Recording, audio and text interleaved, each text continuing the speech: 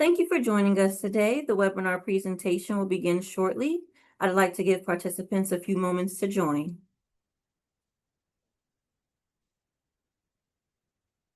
Good day, everyone. My name is Shane Nicholas. I'm with TAPPI. I'd like to welcome you to today's webinar, Smarter Mills, Better Decisions, Embedding APC into Asset Performance Management, sponsored by Radix. Today's presenters are Robert Buston, Pulp and Paper Business Industry Specialist at Radix, Andre Furtado, Digital Transformation Expert at Radix, and Eric Gilbert, Director of Process Control at Smurfit Westrock. As paper mills face increasing pressure to optimize performance, reduce variability, and extend asset life, the integration of advanced process controls into asset performance management strategies is becoming a critical enabler of operational excellence. This technical webinar will explore how APCs, such as model predictive control, soft sensors, and real-time optimization, can be effectively deployed across key mill areas, including digester operations, recovery boilers, paper machines, and bleaching processes. Our first presenter is Robert Buston. With over 9 years of experience in the pulp and paper industry, Robert serves as Radix's business industry specialist. He is well-versed in operations and aims to help mills become safe, sustainable, reliable, and profitable by leveraging digitalization, process automation, and data analytics. Robert holds a degree in economics and government from Millersville University and resides in Ardmore, Pennsylvania with his wife, Kelly. This presentation and its discussions will be held in compliance with TAPPI's antitrust policy. TAPPI's aim is to promote research and education and to arrange for the collection, dissemination, and interchange of technical concepts and information in fields of interest to its members. TAPPI is not intended to and may not play any role in the competitive decisions of its members or their employers, or in any way restrict competition among companies. If you have questions throughout the webinar, please type them into the Q&A feature on your screen. We will address all questions at the end of the presentation. Today's webinar will be recorded. An email with links to the recording and also a copy of the presentation slides in PDF format will be sent to all registrants within 48 hours. At the end of this webinar, the browser will prompt you to complete a brief survey. Without further ado, I'd like to turn it over to the opening presenter today, Robert. Thank you. Good day, everyone. Thanks again for the introduction. I'm Bob Buston, Robert, go by Bob, Pulp and Paper Industry Specialist at Radix. Pleasure to be here with this webinar sponsored by TAPPI. Our organization is big fans of TAPPI, and we always like taking part in these. Hope you find it very educational. We try to make them as educationally valuable as possible. Certainly applicable to people all across pulp and paper enterprise, whether it's junior process engineers, plant operators, directors, plant managers, on up the corporate level, depending on how big the company is. So a little bit about how this presentation will go. I'm going to briefly speak about Radix, the level of process expertise we bring to this industry, and really why we're speaking about this issue, why we think we should be speaking about this issue. Then I'll hand it over to my coworker, Andre, who will go a little bit more into the meat of it, about APCs and talk a little bit about who should be implementing them, how they should be measured, where they should be implemented, things like that. And then finally, we're glad to have Eric here with us as well. He'll speak to how Smurfit Westrock has been managing and maintaining them in his career there. So Andre, can you go to the first slide, please? To get started, Radix is a global technology solutions company. We have U.S. headquarters in Houston, Texas, and offices in Brazil and Europe. We specialize in delivering digital transformation and operational optimization across asset-intensive process industries. So pulp and paper, one of our core markets, but besides pulp and paper, we also solve challenges in industries like chemicals, upstream and downstream oil and gas, food, ag, and bev production sites, metals and mining. To put it very simply, if you have a severe duty asset, we can improve it by taking the data, making the data governing it more available, useful, and valuable. Particularly at the IT/OT convergence zone, we'll be talking a little bit about that in a bit. That's an area where Radix really provides a lot of value. We do this by leveraging our company size, our industry-specific engineering acumen, and best-in-class partnerships. A lot of companies, whether it's APCs or any type of digital solution, can get stuck in a proof of concept purgatory when they seek to implement them.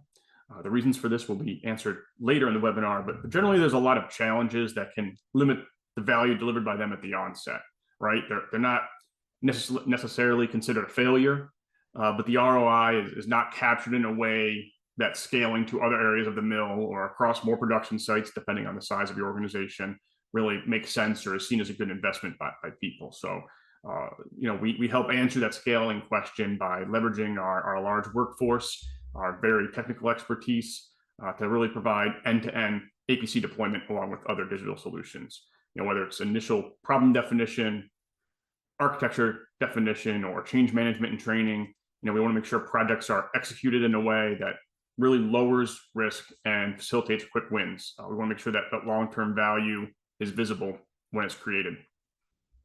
And I really think it's important to consider this point. There's a lot of information and APC solutions out in the marketplace right now, and it's certainly changed over time. But for many companies, the risk of failure often outweighs the potential benefits, especially when there are so many other areas of the mill asking for investment. In a mature industry such as this, with aging assets, risk management can take on a life of its own. And we want to make sure that our consultancy takes not just the solution into account, but also utilizes our pulp and paper industry expertise to factor in all the externalities that make this industry unique. We're also a technology agnostic company. What that would mean to you is that we're really looking to implement what the best solution is, whether that's tech stack based or function based or cost based. And we have best in class partnerships that can be leveraged throughout the mill asset chain. These include working with enterprise level solutions like AWS and Microsoft, data management platforms like Aviva Pi, software analytical platforms like Cognite or Seek, and control and supervisory systems like Honeywell. I personally love how individually unique mills are, and all the ones that I visited. As companies look to grow, any company of any size really looks to grow their digital capabilities, it's really critical that you have access to all the information available, no matter what scaling is present. So, every mill is going to be a little bit different. Every type of technology solution implemented is going to be a little bit different. And, we really take pride in the fact that we're able to bring all these skills to bear to make sure that happens. Andre, could you go to the next slide, please? I wanted to show this automation pyramid slide briefly, just to give a better visualization of where digital transformation is found in mills. I'm sure some of you are probably already familiar with it, but I think it's important to consider all the potential areas that are impacted by digital solutions. While Radix offers valuable consulting and engineering services throughout the automation hierarchy, we find that the OT-IT convergence zone is an area that many companies lack capability in. And it's one that can provide some of the best return on investment as it's applicable to organizations of any size, whether it involves DCS or SCADA automation, MES or OEE analytical tools, or tying into enterprise solutions like SAP. These critical sections of the pyramid should be a priority for any digital initiative. Andre, could you please go to the next slide?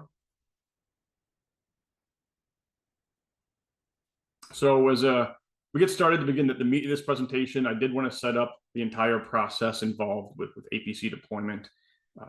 They've seen a lot of changes in growth over time as their accessibility to mill personnel has increased. We found that the ongoing maintenance and servicing of them is often a troublesome, ignored aspect that sets many companies up for failure. Back to the statement I made earlier about APC purgatory. All APCs need to be maintained as time goes on, and there's a certain change management piece of the equation that is involved with all of them. It's a fluid factor that can change unexpectedly. So you have operators, we have process engineers, operations managers, people like that. Everyone knows the trouble facing the industry right now with the talent pool, and as these people leave an organization and other new ones come in, there's more training that can be needed. Some pushback may be found with certain personnel. You have to factor in regional and mill and age differences that also may need to be considered.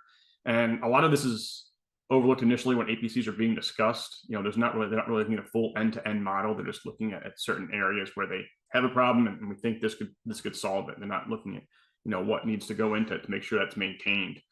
So it's an area that companies really need to focus in if they want that breakthrough potential, whether it's improving tonnage or quality issues related to basis weight, whatever whatever KPI you're measuring, whatever it happens to be. That training and maintenance aspect is very important. Whether it's building the proof of concept and deciding where the gaps or the right software might be, we don't want APCs to be considered a cost center. We want them to be an area of values that companies can leverage for better, performance financially, operationally, and again, be able to scale that across the organization if needed. The training for the operators, not just training the operators, but also the individuals who will be using these, maintaining these as time goes on. Small changes, adjustments, fine tuning. That's an area that many companies such as ours, we can definitely assist with you there, but it's one that we'd hope that eventually we can get you to a point where you can manage it yourself and not have to always be spending money on vendors or other third-party tools to do a lot of this. It's been for the larger projects, the newer ones, the scaling to other areas of the mill or other sites. That's where we want to also, or anyone else would want to be able to help you out. We think that's the best model to go by. Andre, could you go to the next slide, please? And finally, before I hand it off, I did want to mention that this is the second in a series of webinars we're holding. First with TAPPI, but it's a second series of webinars we're holding on what we call the journey, or essentially the framework for asset performance management. In the past, we had a general introduction to APM. Today, obviously, we'll be focusing on the controls piece with APCs and PIDs and things like that going forward. However, we do still plan on conducting additional webinars, so please keep an eye out for those. There'll be there'll be one on the process side, whether that's OEE or monitoring applications, digital twins, recipe management, a lot of talk about digital twins.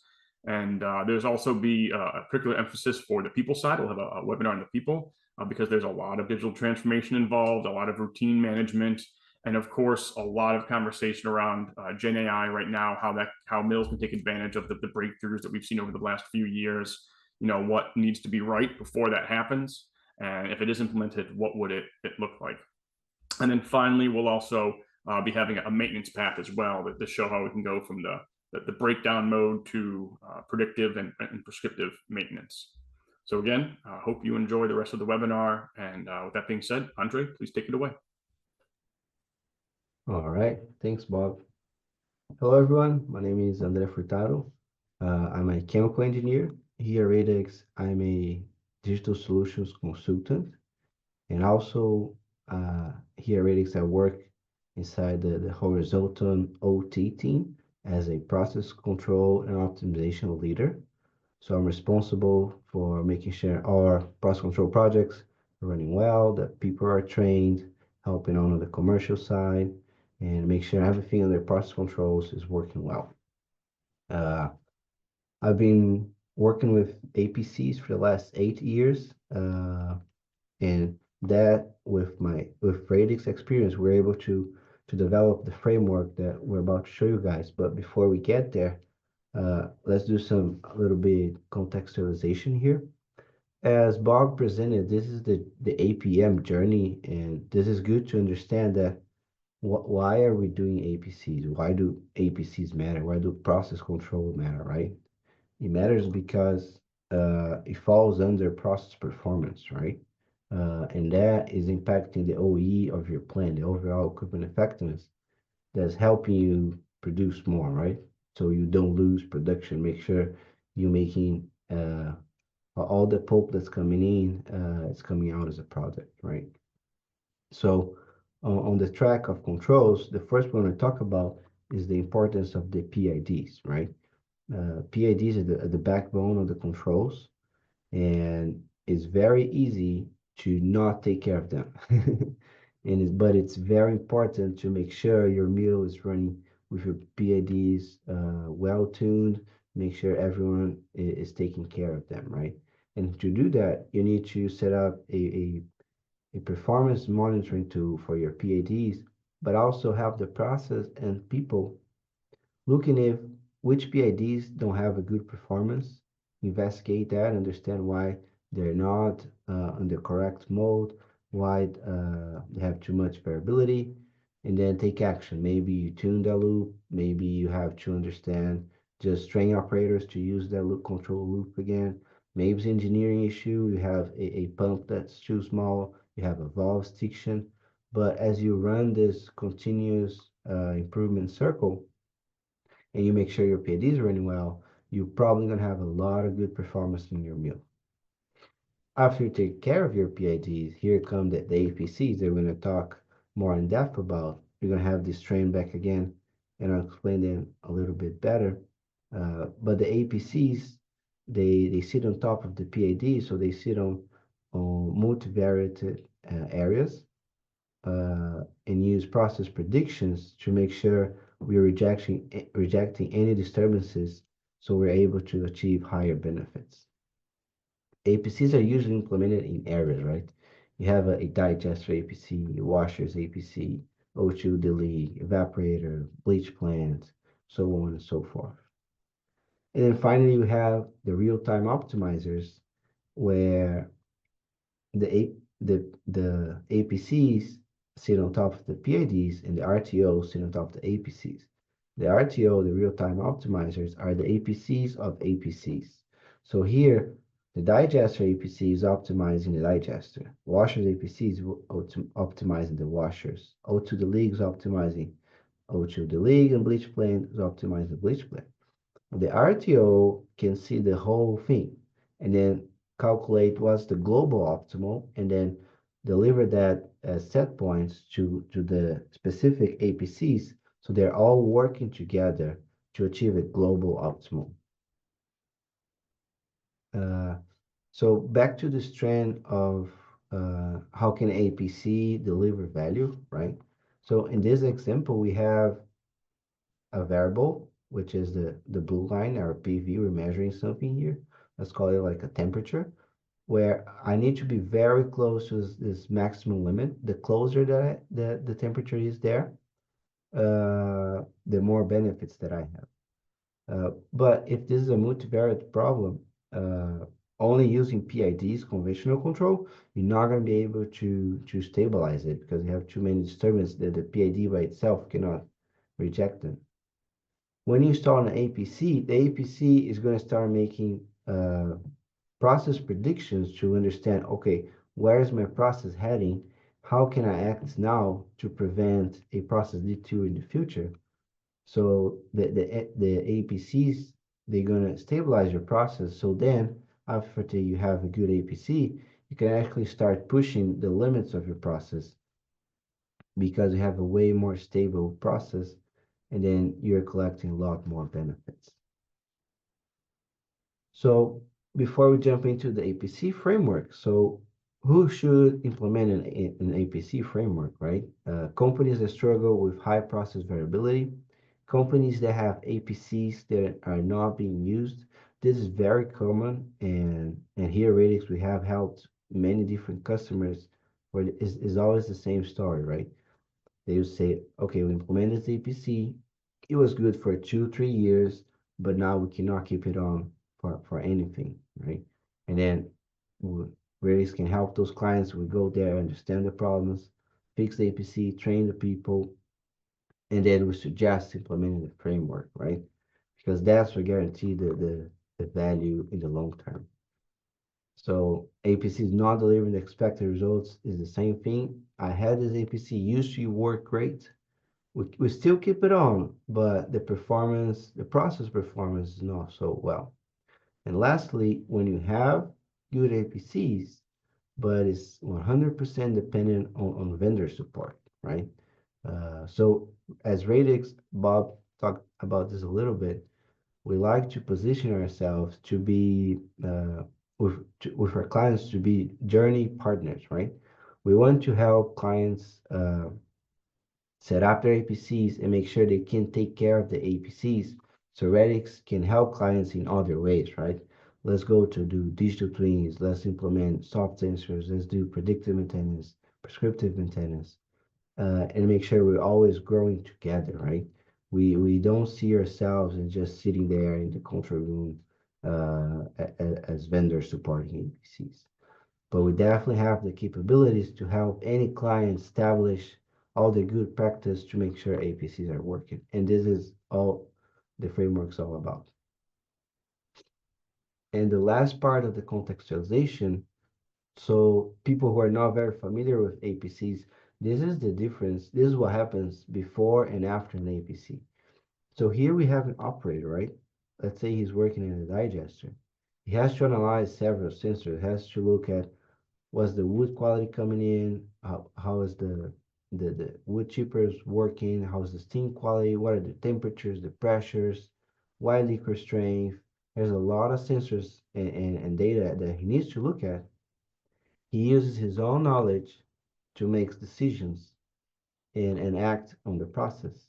He acts on the process and then checks if his actions were positive or negative. And he does this again and again and again, right? He has to analyze a lot of things, and this is highly dependent on the operator own knowledge. This is dependent on the operator time. Let's say he needs to take a break, and when he's out on a break, no one's looking at the process, right?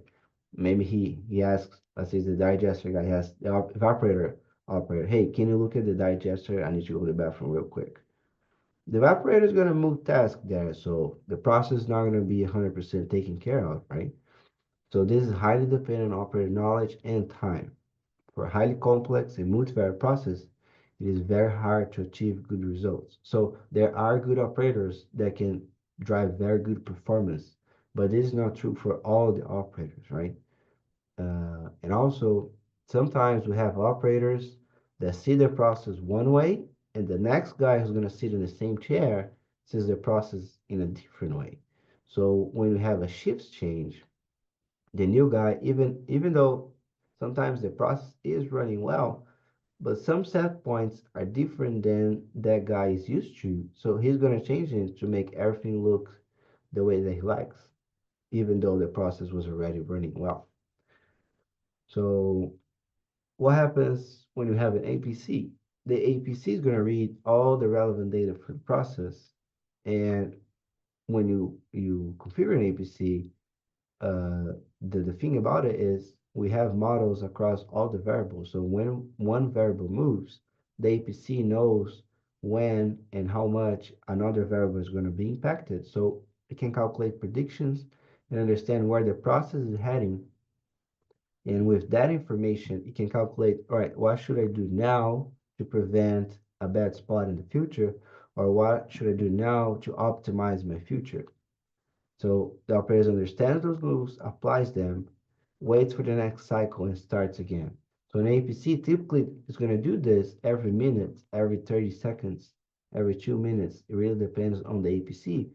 But even though if it's doing this every minute, so you're making every minute predictions, looking at 1 hour, 2 hours in the future, and making moves to make sure you're going to the process is going to the best place.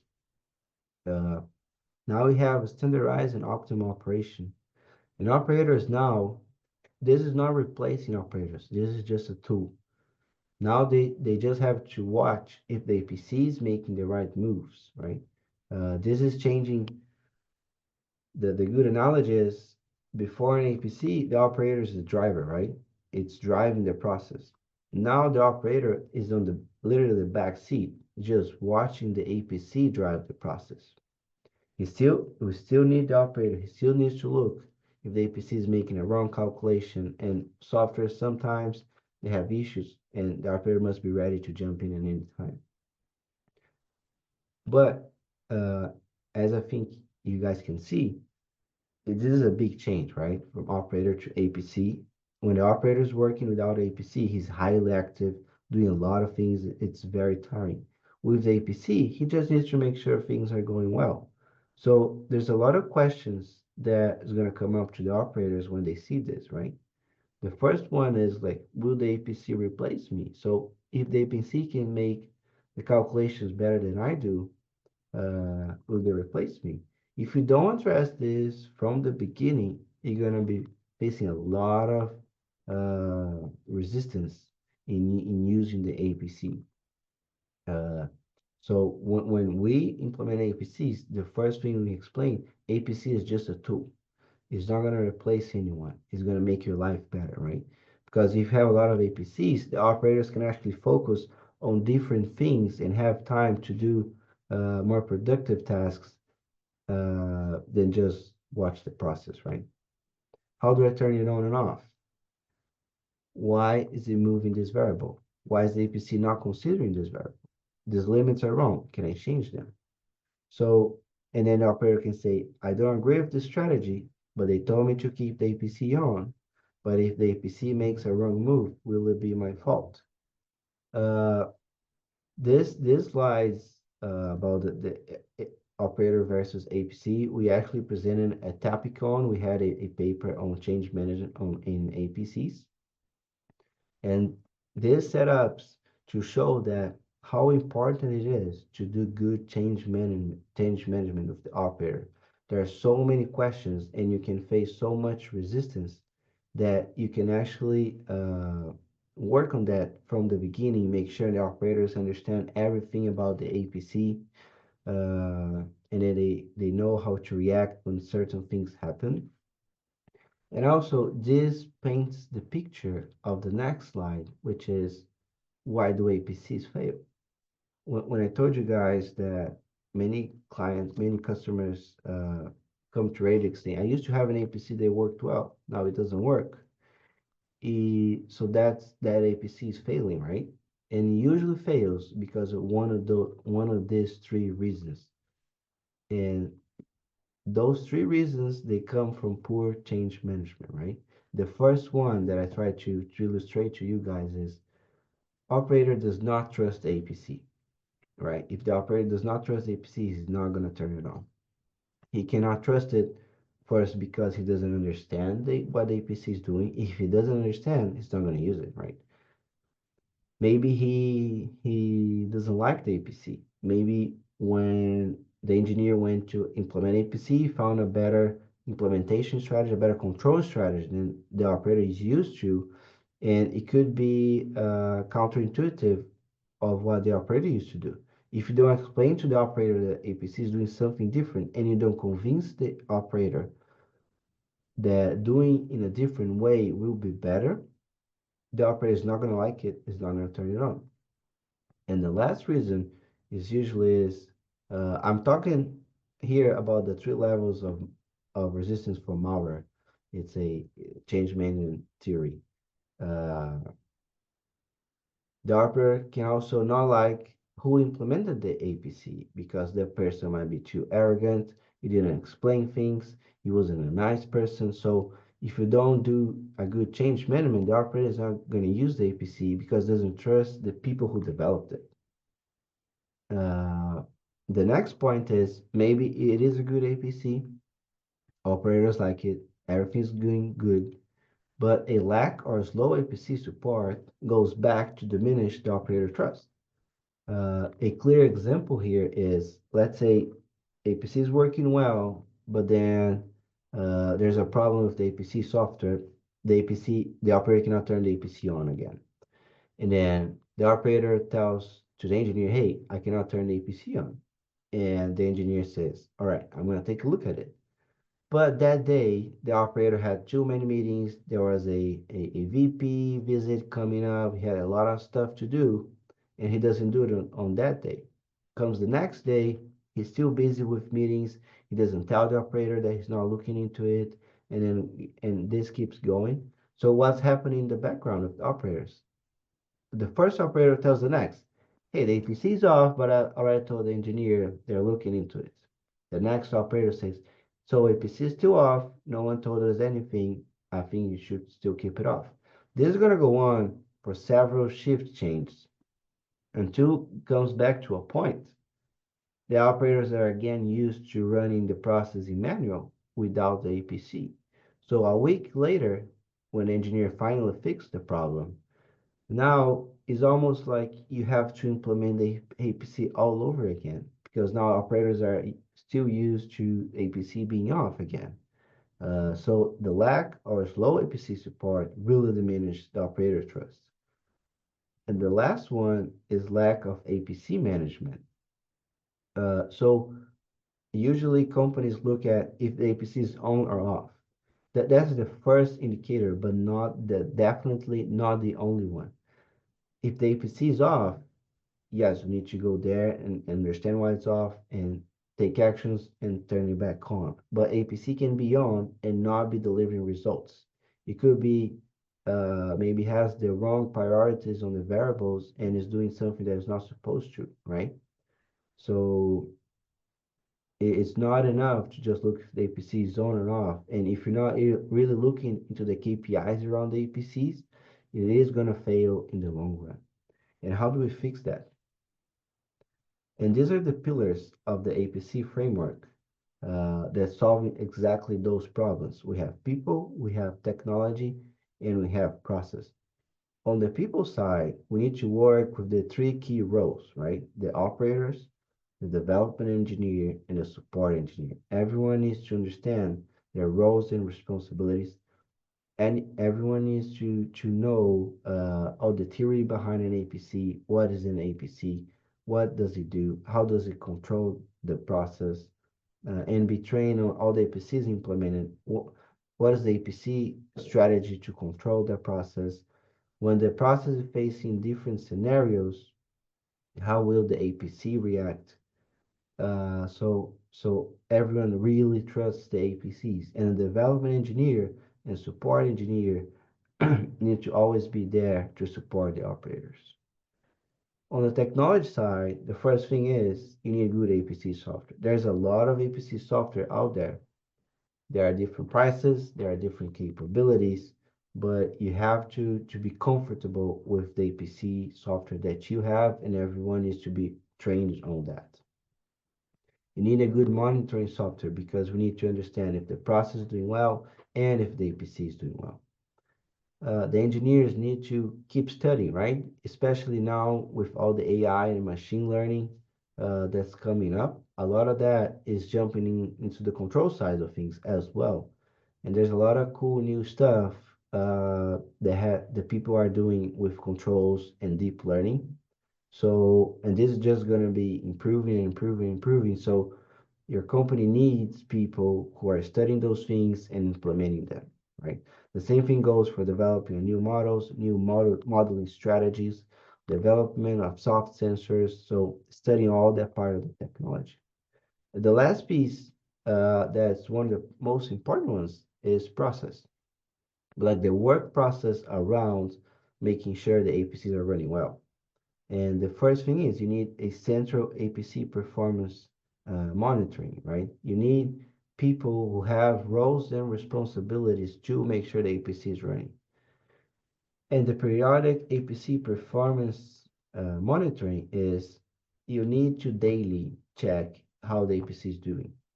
It takes a lot of work in the beginning, but as you do that daily, you're going to catch the problems early, you're going to identify them and take actions in the long run. You're always making sure the APC is doing well. The first meetings are going to be tougher because you're still learning how to monitor, how to understand which variables have more variability, which don't. And this is the only way that can actually make sure the APC is doing well in the long term, right? You look first if the APC is on, and then you look, are my control variables within limits? How was the stability of those variables? How are my manipulated variables doing? Are they saturated? Are they not saturated? And how was the process performance? Is the APC actually saving money or not? Because if it's not, you need to review the strategy and implement changes and keep this rolling. We need good commission documentation and support documentation. And that includes a change log to everything that you do.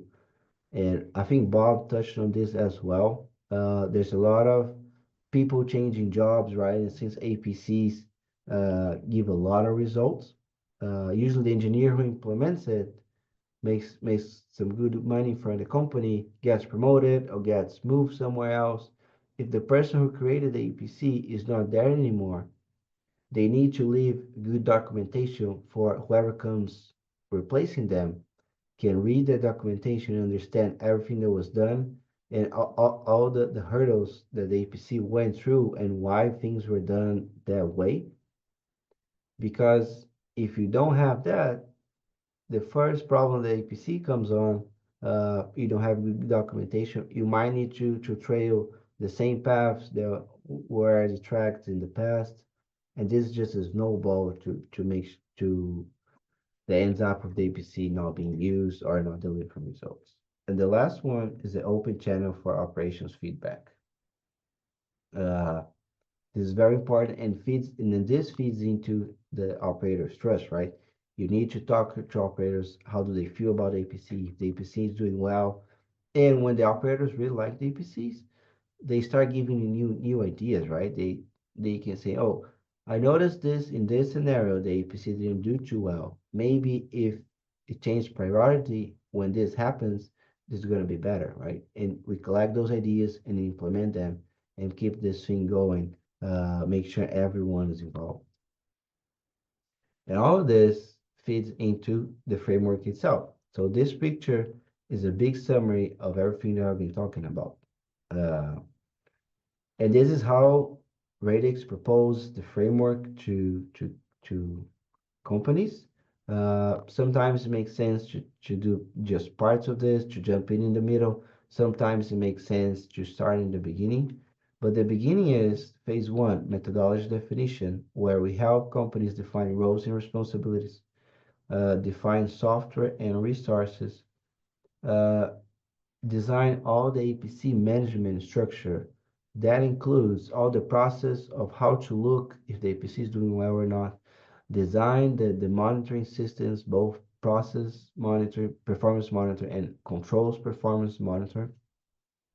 Then we have our own methodology for creating a opportunities backlog for APC. So we go area by area in a mill, and then we study the process capability of the area and the PID's maturity level. So then we combine that into a matrix. If a process has a good PID maturity, but is not very capable, then probably you need a good APC there, right? And when we do this opportunities backlog, we usually find a lot of PID problems that when we fix those PID problems, that's already a lot of quick wins.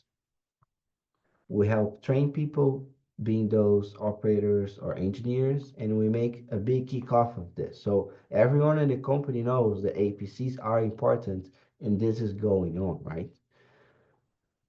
And then we start running the continuous improvement cycle where we have, so the opportunities that we have here, they're going to be here. We're going to assess the benefits of doing APCs in those areas. We're going to pull one of those. Let's say we pull digested APCs. First thing that we do is we understand why is the performance of the process, why does the process performance have variability? What is causing that? Which variables are causing that? And then we design a solution to make sure we are rejecting all the disturbances, make sure the process is stable and able to be optimized. And sometimes that's not with an MPC. Sometimes it's a new regulatory control strategy, like maybe just a feed forward or a ratio control is going to solve that problem. We always go for the simple solution first and then to the most complex one because we understand that complex solution take way more effort to sustain than simple solutions. So we implement the solution, being that an APC or a new regulatory control, train the local team, commission the solution, hand over to the support team, and add to monitoring management. So we monitor all the solutions that we implemented and monitor the process, go back to opportunities and benefits assessment, and keep running this continuous improvement circle, delivering solutions, monitoring them. And when you monitor an existing APC, we can find an improvement opportunity on an existing APC. This goes back in here, we make a quick attack, and then deliver the new solution for the existing APC, keep monitoring. And this circle here, this is what makes sure the APCs are running well. I think the key points here is you need dedicated people. It's really hard to sustain APCs when you have a split responsibilities. Let's say your production engineer, the person who's in charge for production, that person can look into the APC, but he might not be the responsible one because it will happen that he's gonna deliver fast support and the APC is gonna start failing. I think as a closing message for this part of the webinar is APCs are very good. They deliver a lot of good results, but they're assets, and assets they lose performance over time. So we need to make sure we're looking into our APCs, understand why and where are they failing, and continually improving them. And all of that to make sure the APCs are running well, we need people together with us, especially the operators. They need to be on board with this from day one. I think that's it for this part of the webinar. Now I'm gonna hand it over to Eric. Hey, good morning, everybody. My name is Eric Gilbert. I've been at Smurfit Westrock for just under 10 years. I lead the automation and operational technology team for the North American division.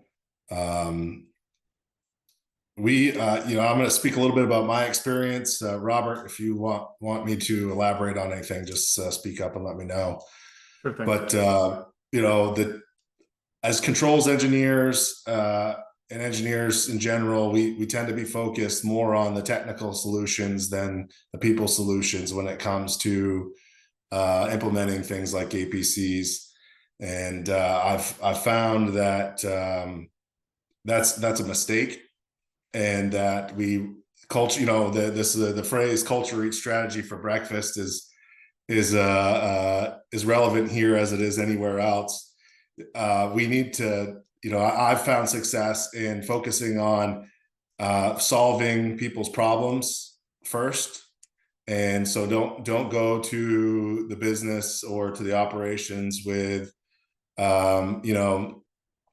a shiny new stereo for a car that's got 2 flat tires, because they're not worried about their stereo at that point. They're worried about those 2 flat tires. And so when you approach our operations teams, we try to understand what their issues are, what their problems are, and focus on solving their problems, whether it be through automation, through alarm management, or regulatory controls, maintenance practices. Identify the problems that they're having and work on those solutions while you're starting to build the culture of data-driven operations, which really is what APCs are.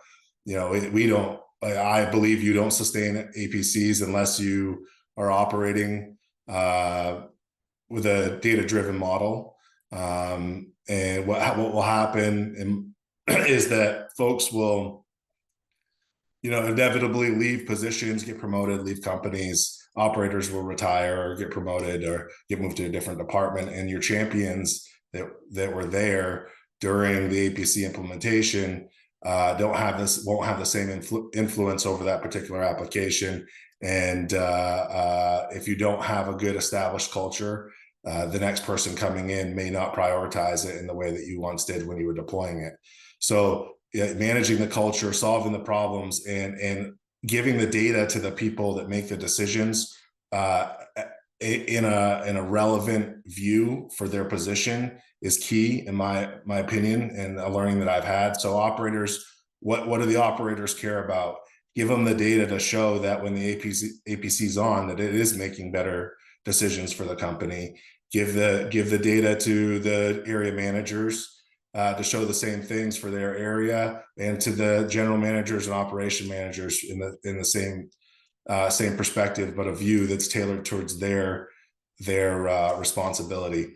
So those are some of the strategies I've seen. I feel like, in my experience, the technical problems are the easy problems to solve. It's the people problems that when you get into these kind of implementations, that we overlook. And really, if you're going to go down this journey, whether it's at a department level, mill level, or fleet level, focus on the people from the beginning, and you'll find more success. Robert talked to me and asked me to speak on, if what approaches there are to sustainment. And I'm going to go back to the data side of things. When everything in my mind should be a value-driven business case to operations. It doesn't matter what you do in the pulp and paper industry. Unless you're an operator or in operations, you're a service and a cost center to operations, where our job is to produce product, and we need to support that the best that we can. So, give operations the data to make these things a priority. Show them that the systems can do a good job. It makes the operators' jobs easier. It lets them focus on more critical tasks than what they might do if they didn't have APCs or if they didn't have good regulatory control. And on the regulatory control subject, having strong regulatory controls and having the appropriate controls in regulatory controls is key, in my opinion, in my experience. You don't think that APCs are a universal fit for everything. The regulatory controls need to be addressed. They need to be monitored. They need to perform well. And the things that belong in regulatory control loops, or strategies, they need to be there and configured well and be robust. That's just a few things that I've experienced. When you try to scale this stuff, the things that I've struggled with or learned is that, and Robert touched on this at the beginning, is that every single mill is different, and every department in every mill is different, and every piece of equipment in every department is different. So you can have a strategy. It could be a global strategy. You could set a goal that I want APCs on everything, but you need to treat every facility, or I found that you need to treat every facility with nuance, and you need to spend time to understand their challenges, the equipment challenges, the people challenges, and work on addressing all that at the same time that you're trying to increase technology. That's basically it for me. Robert, did you have any other things you wanted out of me? No, I really appreciate you giving us the insight. Obviously, coming from a large company such as yours, just anything you say carries a lot of heft, I think, because you have the experience to go along with it. You mentioned just all the different mills under the Smurfit Westrock banner. So no, I think that was great. It's great to hear. We're all kind of on the same wavelength when it comes to end-to-end deployment and factoring in all the variables that impact APCs, not just the particular software you choose or particular piece of asset within the mill that you choose to target first. There's a lot that goes into it. So from our point of the webinar, I think we're ready to hand it over to Q&As right now. Wrap up the last 10 minutes. Perfect. Thank you. First off, thank you to the presenters for your presentation. And then, as Robert mentioned, at this time, we'd like to open the discussion up to any questions that the audience may have. If you have any questions and you haven't done so already, please go ahead and type them into the Q&A feature that should be located either at the bottom of your screen or the side, depending on your settings. I'll pause here briefly just to give you guys a moment to insert your questions.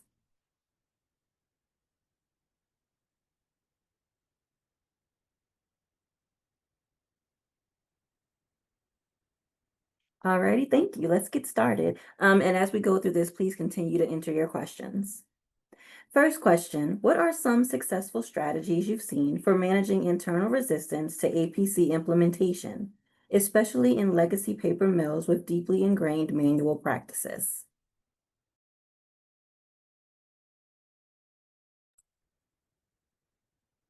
Who's that question for? Do we know? Or Eric, maybe I think it was just a general question, but maybe Eric, if you could give probably best for you to answer. Thanks. Yeah, this is a great question. There's obviously several ways to approach this. I think small victories, building on small victories, is what I've had the most success with. So, starting with regulatory controls, getting stuff out of manual, showing operators that the automation system can work for them and make their lives easier, reducing alarms and developing relationships with the operators in the departments that you're focused on is huge. You don't have to do this before you do that. You can be doing these things in parallel, but sitting down with the operators, solving some problems for them and showing them what automation can actually do for them is huge. And sometimes it's just, eliminating a nuisance alarm and you've got them hooked. And so again, it's a people thing. Start with small victories and build on those and go from there.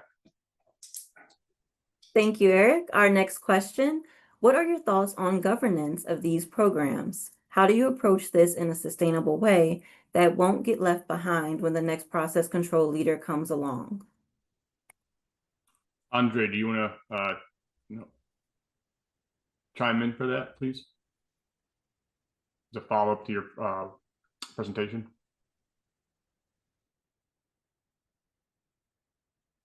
Andre, go ahead and unmute, please, if you're trying to speak.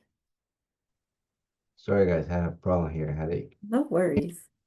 energy problem. It was just a blink, but it's back. I heard half of Eric's answers, but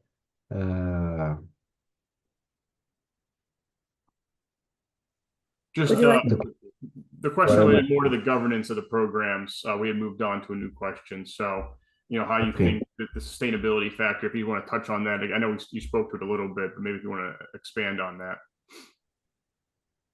well, I think I talked a little bit about this. It is good documentation. There's no way around it, right?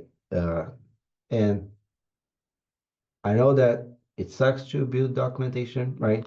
Documentation. So you need to explain everything that you did. Why did you choose that variable? Why did you choose MV? So when you model those two, what did you find, right?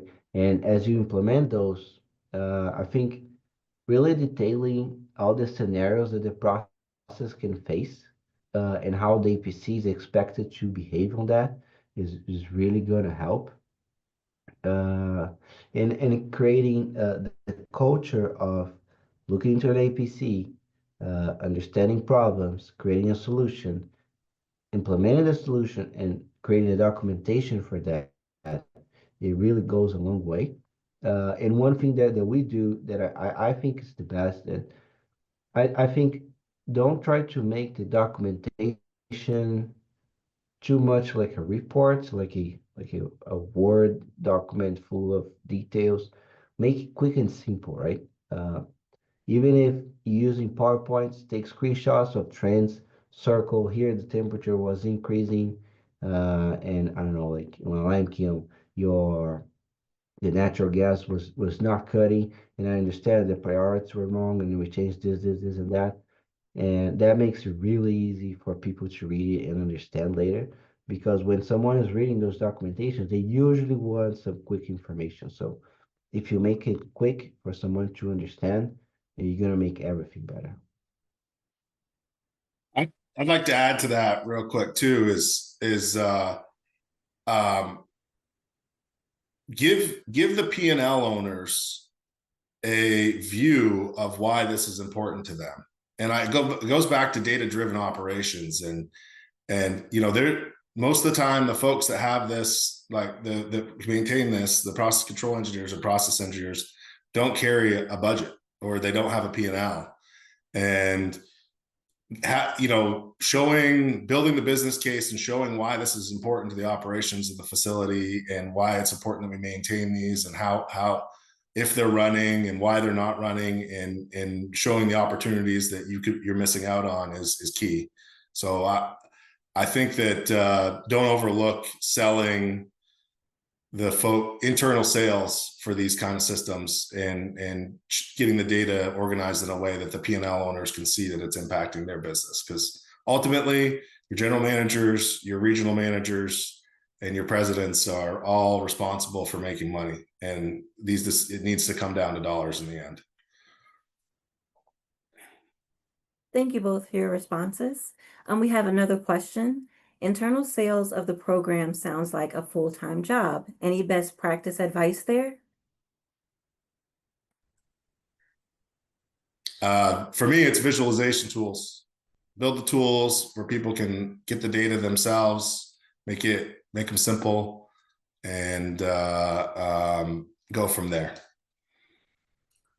I would add that you want to look for quick wins if possible, right? And make sure that we talk about governance in a different way, but make sure it's measured, can be measured correctly, so everyone's looking for the same result, not trying to measure the result in a different way that can cause ambivalence or confusion, anything that would limit further investment in it. But not everything's going to be a quick win, but particularly if you haven't really implemented APCs before, or you let them kind of erode away, those opportunities should be there.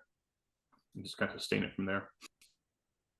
Yeah, if I want to add to that is, so it is a full-time job, right? You need people on board with this. That's why I think APCs should look like a program. It should be a big thing in the company. Like you need like a big announcement. You need to show it as is, all right, everyone is doing this new thing of APCs, versus if you just do it like, all right, let's start with the Limekiln APCs. You hire a company to do the APC, no one knows about it, and then no one can ask things. But if we do the other way around, all right, we're doing the APC program, let's start with Limekiln. Do the Limekiln and say, all right, we're saving this much money on Limekilns. Maybe the other operators are going to say, all right, I want that in my area too. When do we have operators? When you're doing the digesters? So if you make this bigger, right? It's easier to have everyone on board and even make the change management way more smooth. Also helps when we come on site, we'll bring lunch with us too. Grease everyone's stomach. Thank you all for Don't underestimate the power of a good breakfast sandwich. Thank you all for your responses. We have another question, if that's all right. I know we're cutting it down to the wire. The next question, in your experience, what are the most common pitfalls mills encounter when trying to scale APC solutions across multiple sites, and how can they be avoided? Is it even worth considering scale, or are APC solutions best implemented on a case-by-case basis?